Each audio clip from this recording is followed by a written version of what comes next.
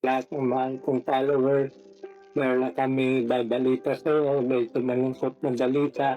Si Baglita, may breast cancer. Magsisimata. Oh my God. Wow. Nainis. Anyway, oh my God. Nakakapasira talaga ang saghan namin. No way. No.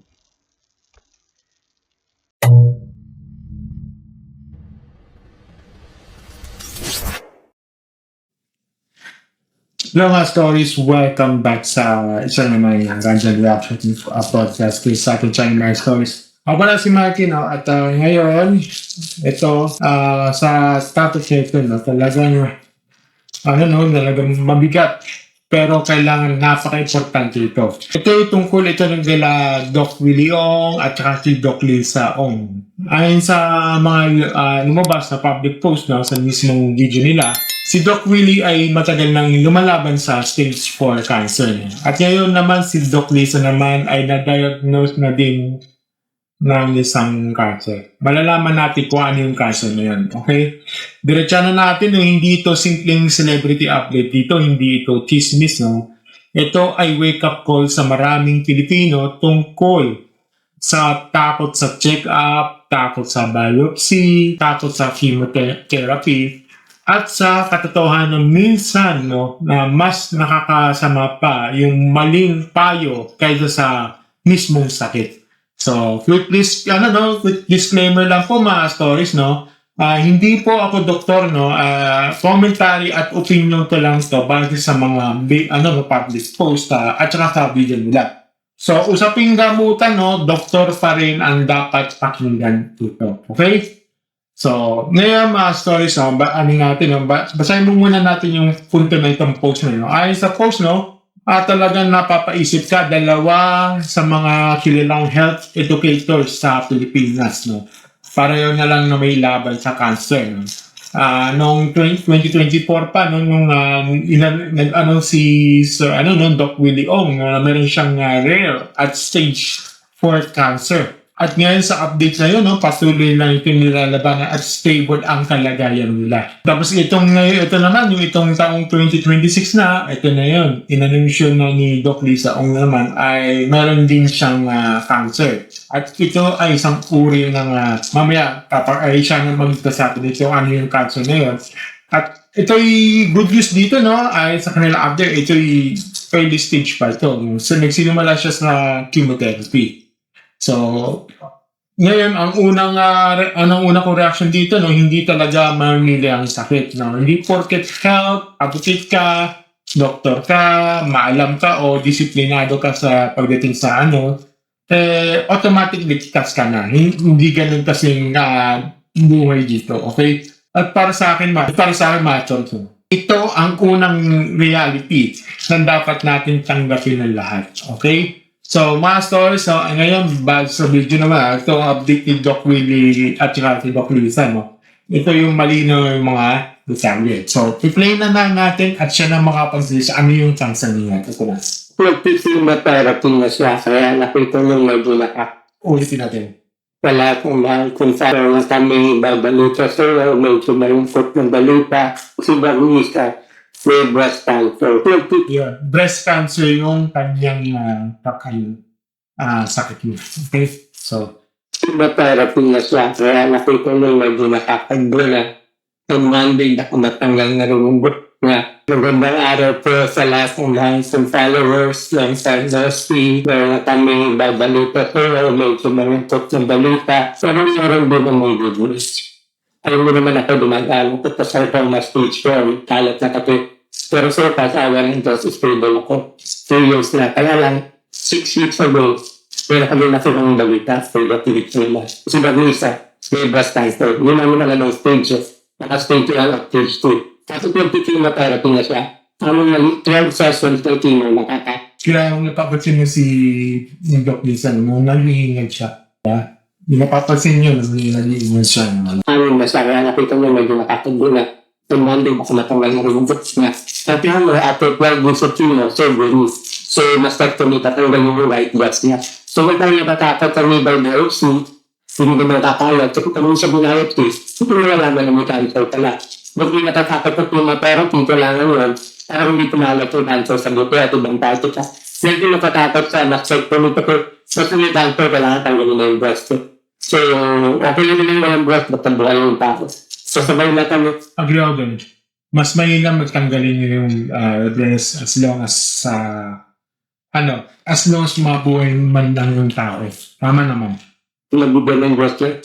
Pero patulong ng breast yung mga patulanin ko. Okay, so dahil muna natin yung video si Doc Willie. Stable naman po ang tawag dun sa kanyang kalagayan ngayon. Hindi pa rin na-stabilize ng doctor at kinakontinue na lang po yung kanyang maintenance na immunotherapy at targeted therapy. Dinadaan din po yun sa steroid. So, hindi na po siya nag-chemotherapy kahit ito na mahit din yung chemo. Kasi nga po, may proton radiation siya. So, yun yung nakatulong. Chemo, proton radiation, tapos ang maintenance, tuloy-tuloy. Yung immunotherapy kasi, siya yung lumalaban dun sa mga cancer cells para mapuksa ay huwag silang dumami. Yung targeted therapy naman, binigay yung gamot na yun para walang pagkain yung mga hindi nabibiging cell. Hindi mo sila bibigyan ng pagkain. Kaya po, Okay, so yun nga, yun talagang, ito yung ako yan, talagang special sa video nyo, no? Invasive ductal carcinoma, no? Sumasailalim na siya sa chemotherapy, no? Napagin dyan, 12 sessions yung chemo yung plan niya, may kasama na immunotherapy. Pagkatapos ito, yung operation at mastectomy, no? Yung pagtanggal ng right breast mo dito. Sa point of view, yan. Okay? Mahalaga rin yung mapansin ko sa video na hindi sila nagbibigay ng update. No? Nagbibigay sila ng malinaw na health message dito sa publiko. No? i-stabilize ang kalagayan ni Doc Willie. So, sa mga dumadaan sa cancer, pag tayo ay nasabihan ng stage 4 sumunta na sa ibang lugar kasi pagka-patient, sumunta sa ibang organo. So, kung kayong nalulungkot, maganda na po ang gamutan, ang siyensya ngayon, maganda na po ang gamot. So, naaaring Ano na kasi yan medyo advances na kasi talagang di ba nung napapasin yung pag yung parang yung diagnose ka, let's say yung pag kukuha ka ng mga for example yung yung parang sa mga health yung parang health permit, ganyan. Hindi kailangan meron na yan. Tinitignan ko ano yung stabilize yung di ba? well kayo. Pero, sinasabi namin, napaka-importante na maaga niyo malaman ang inyong sakit para mas mabilis magamot ng inyong doktor yung problema. Huwag na natin yung sa'yo tumalas. Okay, so, example, pumunta po tayo sa case ko. Kami po ay may lahi ng breast cancer. So, May lang pala siya ng breast cancer. Ako naman, ako, may lahi kasi ako ng diabetes. For me, sa akin kasi, sa akin, may namana sa akin ng mga diabetic kasi ako. Ako, diabetic talaga ako. Pero pre-diabetic pa naman. Kumbaga, early stage siya. Okay. Kaya napapansin nyo, may mga gamit na rin ako, may maintenance na rin ako. Na as age of, as a nasa mid-adults na ako, ganitong edad, talagang, nagka-maintenance na ako. pag mga butol-butol sa aking breast, na binabantayan. Kaya minsan kasi mga stories, parating tubig na lang yan, katulad na. Every time na pag-aalis ako, din talaga ako. Okay? Kaya papansin, umiinom ako. Over the last 20 years. So, labi naman, pag sinabing diabetes po, ibig sabihin, yun ay lang hindi siya magulo, kalmado lang yung mga breast tooth na lagi nandyan pa akin. Pag ginagkatang tayo, minsan nandun, minsan wala, depende na kung malapit na ang station o hindi. So, mag-iba-iba. Ang maganda lang, every year, every September at every year, talagang hindi gusto nilinis yung mammogram at ultrasound the breast. Yung baseline namin, nagkaroon kami ng MRI ni Dr. Ramon Estrada para lang malaman ano ba yung baseline noon. So, ito surgeon po. Okay, so, hindi ko na patatagalin kasi medyo mahaba yung video, no? Pero isa-summarize ko na lang ito kasi ko na ito, napanood yung video mo.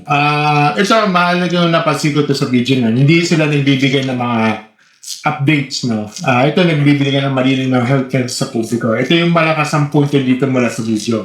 Sa summarize ko na lang, ito, huwag tayo matakot sa biopsy, huwag tayo matakot sa chemotherapy, huwag tayo matakot sa mastectomy kung if ever kailangan, no? Mas mahalaga yung maagang pag-detect, no? O maagang magpa-check up, diba? At saka, medyo, ito yung mali yung paniniwala nyo kapag denial-sick ka, kakalit yung cancer. Yun, mali yun.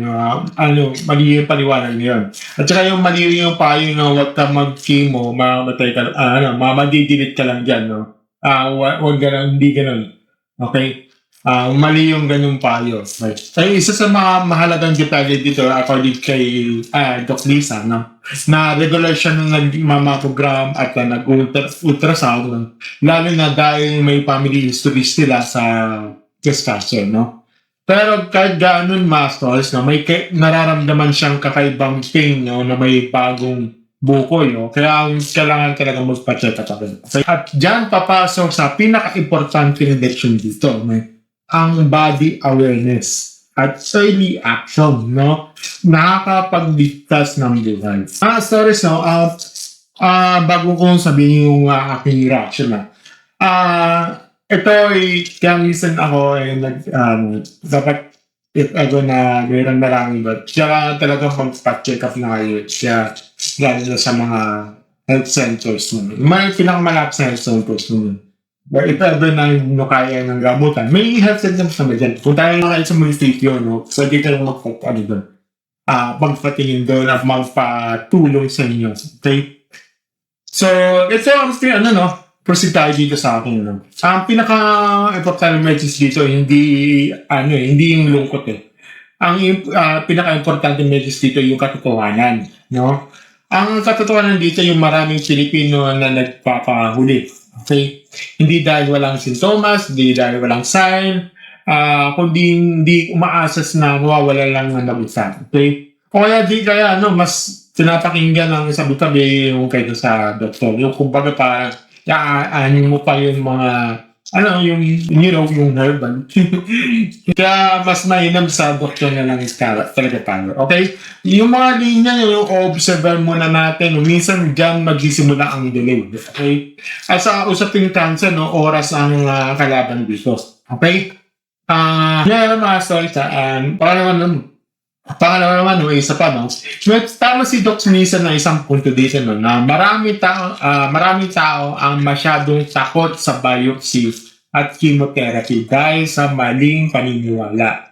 No? At maging diretsahan tayo dito, mga stores, na kung ang basihan mo, ang medical institution mo, ay yung kapitbahay, kamag-anak, o yung mga random comment dyan sa mga comment section, sa mga sa Facebook, no, kaysa sa oncologist, no. Yan, delikado na yan, mga sort. Napaka-delikado na. Hindi ito yung pagiging practical dito, ha. Hindi ito pagiging maingat. Ito ay pagiging vulnerable sa maling informasyon. Idagdag ko na rin, ha, even sa mga mag-chat activity mo, delikado din yun. Okay? Mas mainam na kailangan mag-consult kayo sa doktor. Huwag kayong iaasa sa mga AI na yan. Tool lang yan. Okay, tool lang yan. At maraming nasisira dahil sa mga linya. Huwag ka mag-biopsy, kakalit yan. Huwag ka mag-chemo, lang, ganyan lang. Mag-herbal ka lang, ipagdasal na nawawalan niyan. Huwag kayong, maraming nasisira ng ganyan. Kaya nalulungkot ako yung mga na-encounter ng mga taong ganyan na maasa sila sa mga herbal na yan, na yung paniwala nila na para ay idadala lang sa data. Hindi ganun kasimple yun, ma-stories, hindi ganun kasimple yun. Oo, yan, kailangan talaga kaya meron tayong doktor para meron tayong specialista eh. Para tulungan tayo. Hindi yung parang aasa lang kayo sa mga, ano ba yan? Aasa kayo sa internet, aasa kayo sa AI. Di ba? Yun, okay. At saka linawin natin, yung dasal, suporta, at saka yung posiblito pananaw ay mahalaga naman yun, Pero hindi ito hindi ito kapalit ng pagdating sa mga diagnosis at saka yung treatment. Ibang usapan na yan, okay? At saka ito pa, yung pangatlo, yung sa screening does not mean immunity, Yung screening na yan. Ito yung logical na punto ko dito. Dapat maintindihan natin yun. Isulit natin lahat. Okay? Dahil nagpapacheck ka, papacheck up ka every year, no? Minsan ako, every quarter years na ako. Hindi ibig sabihin imposible ka na magkaroon ng cancer, okay? Ang silbi ng screening ay hindi para gawing immortal ka. Okay?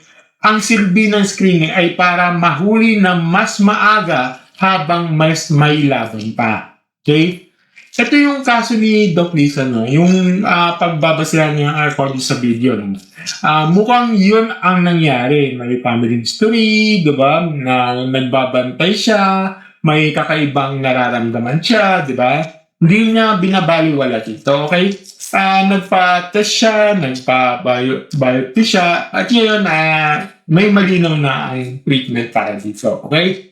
Ganun yan kasimple. Okay? Dapat ganun at ganun dapat yun, okay? Pangapat, no, hindi kahinaan ng pagpapagamot, okay? Ang tunay na kahinaan ito ay pagtatagpo ng mga sign hanggang lumala pa, no? Maraming Pilipino yung mga ganyang mentality na tiisin ko nila o ayoko na malaman ng sakit ko, ganito. Hindi, pero ang hindi pag-alam na hindi protection yan, okay? Minsan yun ang dahilan kung bakit lalo ka matapahamak, okay? Kasi if ever may bukol man yan, kakaibang sakit, dugo sa inil, paulit-ulit na sintomas na hindi normal yun, wag sa conversation kang umaasa dyan, huwag ka man sa mga AI, ChatGPT man yan, any kind of AI na yan, huwag ka umasa doon, magpatingin kayo sa doktor, ano ba? Diba? Kaya ako, if ever na nangyari yan sa akin yun, nung nagkaroon ng parang, dito, parang sa akin nangyari yan sa akin, nagkaroon ng blood sa akin, sa pag-stool ko. Nagkaroon yung parang lipido na natakot ako nun. Kaya, talagang nagpa-check up ako agad sa gastro. Ayun, at talaga, medyo, hindi pa malaman kasi pag ipapatest yan, 40,000. Ayun, 40,000. Ang laki na yan, ang pinaka, yung minimum sila sa kanila, 40,000. Nasa sa akin lang daw yan kung ever itutuloy pa o what. Kasi mahal lang ganyan ipapatest niya para anong cost nun. Pero kung gusto nyo i-donate, kasi ako, may ako kasi yun, parang meron kasi ang tagat, nagkaroon kasi ng pang-nagda-blood yung nagkakaroon ng mga blood sa pag-donate. Kaya yung gusto nyo, pwede nyo ako i-donate sa pamamagitan ng super thanks mo. Yun, super thanks button sa sa YouTube channel ko. Pindutin mo lang yung by super, supportan nyo ako sa pati yung sa, tulungan nyo ako doon, sa super thanks mo, possible donation. Thank you. Bilang ang ko. Panglima maganda i-point out itong video na usapin practical PhilHealth, government hospital, at saka second opinion, Ito yung gusto ko i-deal dito, mga forward. Hindi lahat ng malaking pera ay totoo Hindi lahat na may malaking pera, totoo yan, okay? Pero hindi rin dapat ang default ay wala tayong magagawa, okay? Kung may PhilHealth, gamitin nyo, okay? Kung may public hospital na may package o support, alamin nyo. Okay? Kasi kung hindi malinaw ang unang doktor para sa inyo, humingi kayo ng second opinion. Karapatan nyo naman yun. Okay? At saka kung kaya nyo ng budget o practical din ng medical insurance, hindi ito luko Hindi ito yung financial protection dito laban sa biglang medical crisis. Okay? Panganim, ito yung sa support sa cancer patient, hindi puro salita, practical dapat. Okay? Ito isa sa pinakamagandang parte sa video para sa akin. Hindi mo kailangan magmagaling sa medical advice kung hindi ka naman doktor. Ang tunay na tulong dito ay kailangan tulungan sa bahay, ihatid sa check-up, magluto, tuwing sa mga anak, tuwing na makakain, diba? Samahan ng appointments, at saka makinig ng walang dagdag takot. Okay? kung ambag mo ang takot maging malimpayo yun at pressure, hindi ka nakakatulong yan mga yan. Okay? At mga stories, no, ito yung final take ko dito. Ang kwento ni Doc Willie at saka Doc Lisa ay hindi dapat gawing melodrama lang sa internet. No? Dapat itong gawing aral dito, including you. Okay? Ang aral ay ito Una, yung cancer ay hindi namimili yan. Okay? Kahit sino yan pwedeng tamaan. Kahit sino pwedeng tamaan yan. Even siya, even ikaw, kahit sino man yan. Okay? Pwede silang tamaan dito. Pangalawa, ang early detection matters yan. Napaka-importante ito. Kasi hindi lahat mapipigilan yan, pero maraming pwedeng maagapan yan. Okay? Mas mainam na maagapan kaysa sa huli na ng lahat. Okay? Pangatlo, maling informasyon sa isa sa pinakamalaking kalaban yung pasyente. Yung minsan hindi lang sakit na nilalabanan ng tao, pati yung takot at mali pa yung sa paligid nito. Okay? Pangapat na huwag gawing tabo ang napapakit hindi nakakabawas ang pagkatao ang patingin. Hindi ito kaya ng diagnosis mo. Mas nakakaya pa yung pinabayaan mo sa sarili mo dahil sa pride o takot. Ang dami ko nakilala ganyan. Talaga takot siya dahil sa mga doktor, ganito. Kaya minsan talaga, na umaasa siya sa herbal dahil sa takot ng doktor. Kaya nalulungkot ako. Oh my goodness. Ay, nako. Well, sa uli, gusto mo mong sabihin to ng malinaw, no? Positivity is good, pero positivity without action is useless. Okay? Kung may sintomas ka, kumilos ka. Kung may doubts ka, magpatingin ka na. Kung may diagnosis ka, alamin mo tamang gamutan. Okay? At kung may kakilala ka may cancer dito, huwag mo siyang tulungan matakot. Tulungan mo siyang lumaban ng tama. Okay? So, pero mga stories, anong take nyo rito? Comment down below at bagasan natin. Ito yung mga tanong ko dito, no? Sa tingin nyo, bakit marami pa rin mga Pilipino na takot ka biopsy at chemotherapy? Ano yung tingin nyo dun? Okay? Tsaka nga ba kayo na minsan sa delikado malimpay sa kapamilya o kapitbahay o kaysa sa side effect ng gamutan? Diba? Yun yung kasi yung karamihan na minsan takot sa ganito Okay? Comment down below na pag-usapan na natin. Okay? So, ang gusto nyo mga ganitong advice, stay to the point, at saka commentary video sa atin yung channel, no? Don't forget to like, share, subscribe sa ating channel, and click the notification bell sa ating baba, no? And be part of mga Source membership platforms, you're setting and press the button, okay? Pwede na mag-donate by hitting the super thanks button sa baba, Meron nga yung super thanks mo, no? Para supportan mo ako. Kasi baka yung mga donation niya, baka gamitin ko yan sa gamutan ko o sa mga maintenance na ito na mo. Maraming sa support sa ito. As always, mga stars, thank you and have a great never-ending start. Bye!